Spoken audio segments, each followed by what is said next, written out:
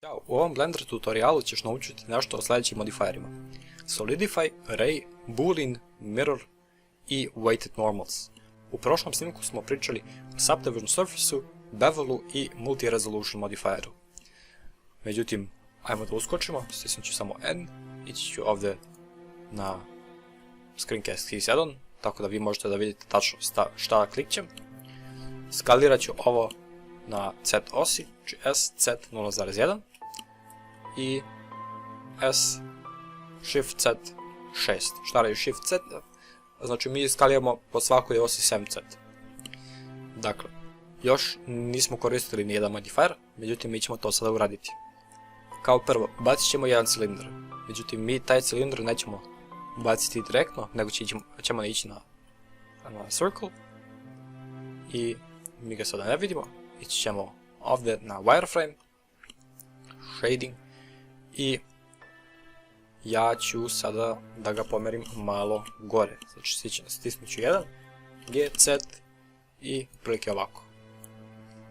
Vraćam se na normalan shading, ići ću ovdje, random, jednostavno da bismo imali drugačije boje za svaki objekat. Ići ću u edit mode i F kao fill. Sada vidimo da imamo dva objekta, jedan circle i jedan cube. I sada kako možemo da isečemo ovo od ovoga? Kao prvo, ovo nije cilindar, ovo je samo krug. Mi moramo da idemo na modifier i onda idemo na solidify. Samo da ga nađem, evo ga ovdje. Ako mi sada idemo na thickness i povećamo ga, mi ćemo vidjeti da nastaje cilindar. Ovo možda bude standardno 1 metar, to jest 2 metra. I ovo bi bilo sada isto kada smo ubacili normalan cilindar, samo što mi sada imamo više kontrole o dužini cilindra. Također mi možemo da se igramo sa offsetom, trenutno je -1, znači ide na dole u negativan space. Ako ga podesimo na 1, onda ide na gore od ove tačke. Dakle, imamo više opcija kao Flip Normals, međutim mi to skoro nikad ne želimo, zato što to daje artefakte. Šta su artefakti, to ćemo kasnije sigurno vidjeti, nažalost. Dakle, idemo na Even Thickness, to dozvoljava da uvijek imamo ravnomernu debljinu gdje god da smo u našem objektu. To vama mogu pokazati sada ako dodajem jedan plane. Jednostavno za demonstraciju vi ovo ne morate da radite. Idemo na ovu ivicu, ja ekstrudiram je malo na gore, dodam solidify i mi sada vidimo da ako stisnemo even thickness, da se ovdje nešto dešava, i to je to da izjednačava širinu ovog dela i ovog dela ovdje. Even thickness, vidimo da ovdje ide malo na gore, međutim kad stisnemo even thickness, onda je ovo konstantno ravno i ovo je ravno. Dakle, to ćemo ponovno brisati. Šta sad radimo? Idemo ovdje, shade smooth, znači W, shade smooth. I kako ne bismo imali ove ružne prelaze, idemo na ova tri vertexa, normals, auto smooth. Svaki ugao koji je veći od 30 stepeni ima oštar prelaz i svaki koji je manji ima ovako gladak prelaz. Što još možemo da radimo? Ovo smo sada samo radili da kada kasnije sečemo ovaj cilindar iz ovoga, iz našeg cuba, da bismo imali blage ivice u isečku. Ako bismo ovo ostavili na flat, onda bismo imali jako ružne isečke. Dakle, idemo ovdje na naš cilindar, idemo ovdje, viewport display, i kako bismo mi vidjeli šta ćemo kasnije raditi, mi idemo na display as i bounds. Dakle, sada stisnemo na naš cube, idemo na modifier, add modifier i boolean. Dakle, šta je boolean? Boolean će nam pomoći da isečemo ovaj cilindar iz ovog cuba. Znači idemo ovdje na object i circle. Mi direktno vidimo da je naš cilindar koji smo napravili od jedne kružnice isečen iz naše kocke. Ako ja sada pomerim ovaj cilindar, mi vidimo da mi ovu rupu možemo da pomerimo. Mi takve operacije ne bismo mogli da radimo, znači ovo pomeranje, kada bismo to ručno modelirali, zato je bolje raditi sa modifajerima, zato što to nije destruktivno. Međutim, ako ja to sad uradim u modelu, u mojoj kocki, napravim ovakvu rupu, onda ja nikad više neću moći da tu rupu začepim ili kako god. Ja sada hoću da imam 8 ovakvih rupica oko centra. Znači hoću da oko ovog centra ovdje imam 8 rupa ovako. Znači idem u edit mode. Zašto edit mode? Ako pomeram u edit modu, onda ova tačka uvijek ostaje tu gdje jeste. A nama origin treba na tom mjestu. Skalirat ću još malo, Shift Z. To je to.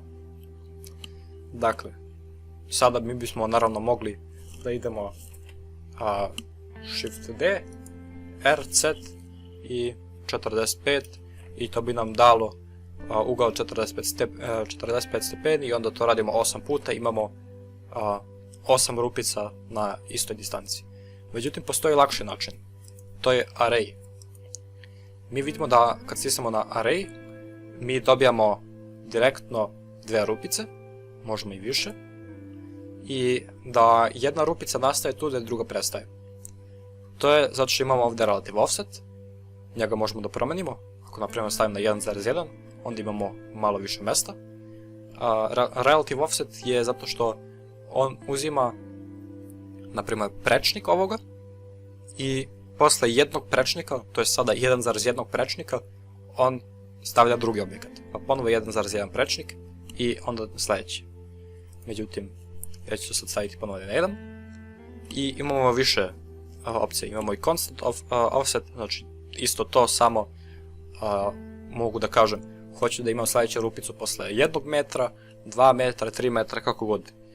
Imamo merge, to ne koristimo sada za ove primjera, međutim to je dobro ako imamo dve stvari koje se dodiraju, onda bismo mogli da ih jednostavno stavimo kao da su jedna rupa.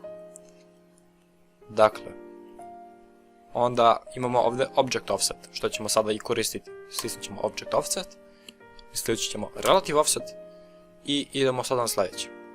Stisnemo Shift A, empty, plain access. Zašto to? Kao prvo, naš access, to jest naš empty, mora da bude na istoj visini kao ovo. Inače, neće raditi kako mi želimo. Zašto? To ću vam sada pokazati. Uskoro idemo na item, vidimo set lokaciju, stisnemo Ctrl C. Kada smo iznad ovoga, idemo na naš empty, idemo ponovo iznad set i stisnemo Ctrl V. Sada je naš empty na istoj visini kao naša kružnica.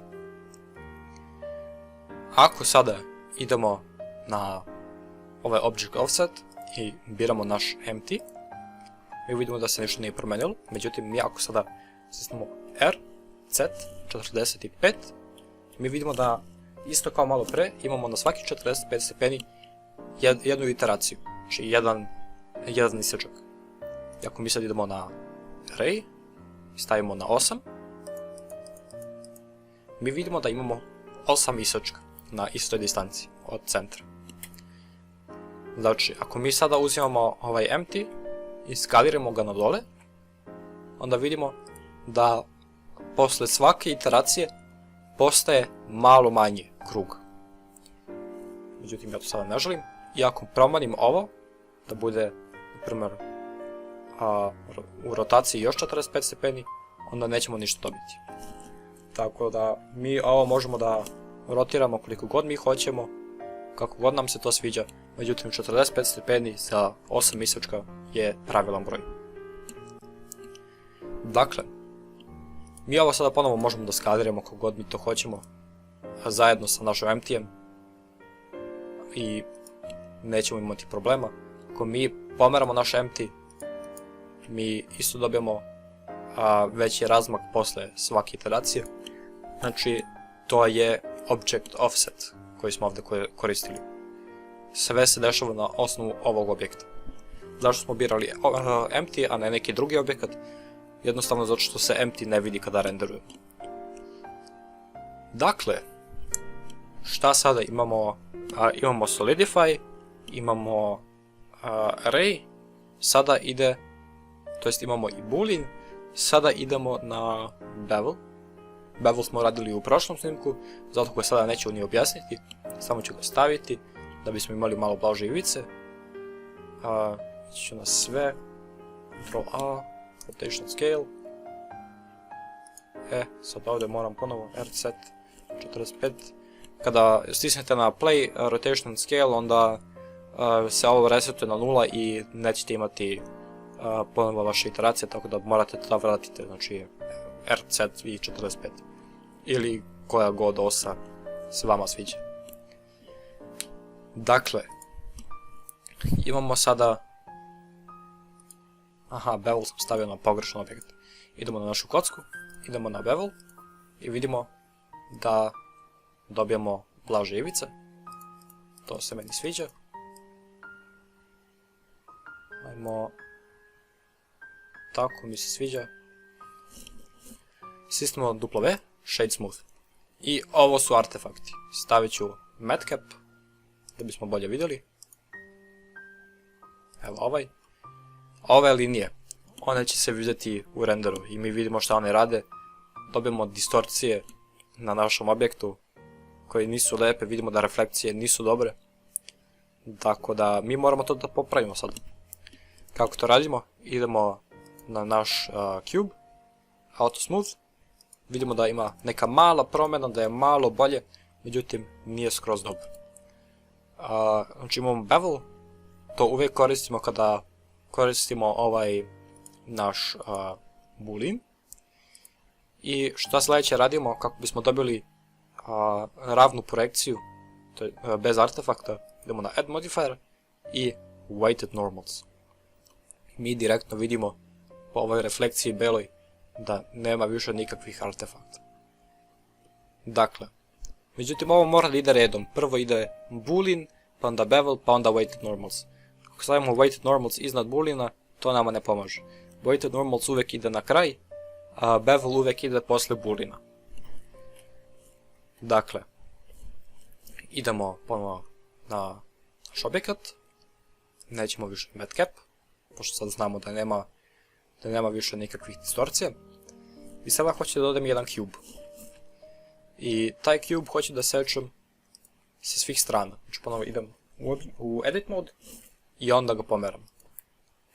Da bi origin ostao ovdje. Pošto je taj origin mesto na osnovu čega ćemo sada da mirrorujemo. Ponovo ću staviti na bounce. I sada idemo na add modifier, mirror, evo ga ovdje. Sada vidimo da se to povećalo.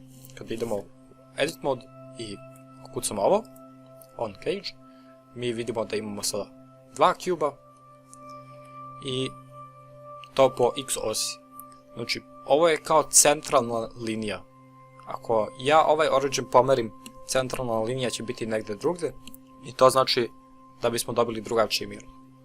Ja sada hoću na svakoj ivici da imam jedan isečak, tako da imam x osu i y osu. Sada na svakoj ivici imam po jedan cube. Vraćam se na ovaj stari cube, idem na add modifier, boolean i biram cube 001. Njega stavim, ovaj boolean stavim ispod bevela i sada nemamo artefakte. Imamo ovaj isečak. Sada smo naučili nešto o solidifyu, arrayu, booleanu, mirroru i weighted normals. Dakle, weighted normals nam pomože da ukinemo neke distorcije, međutim to funkcioniše samo ako mi koristimo i auto smooth. Bez auto smootha on ne radi. Vidimo ovdje enable auto smooth option in mesh settings. Znači bez njega on neće ni raditi. Dakle, to je to. Ja se nadam da ste nešto naučili i mi se vidimo u sljedećem tutorialu. Sljedeće ću samo postaviti sve druge modifajere, međutim neću ih tako detaljno objašnjavati kao sada, zato što se oni definitivno manje koriste, tako da ako hoćete neko opšte znanje o drugim modifajerima, vi možete da gledate sljedeći video kada ga izbacim, ali do tada vi vežbajte, učite i to je to. Ćao! I da, još jedna kratka stvar. Nakon što uradite sve to sa booleanom, kako ne biste sve to vidjeli u vašoj sceni kada renderujete, vi morate da idete ovdje i da uključite Disable in Renders i onda svaki objekat koji vam ne treba, prema ovaj circle, njega ćemo onda izgasiti u renderima, pošto ako renderujete vidjet ćete ga ovdje, ako ga disablujemo, onda ga neće biti ni u renderu ni ovdje. Nakon malo teksturisanja vidjet ćete rezultat ovdje. Ja sam ovo već renderovao, evo ga ovdje. Kako možete da teksturišete ovo, možete da vidite isto na mom kanalu, svi videi će biti sada na vašem ekranu. Tako da se mi vidimo u sljedećem tutorialu, koji ću izbaciti ili sutra, 29.4. ili dan posle. Mi se vidimo, ćao!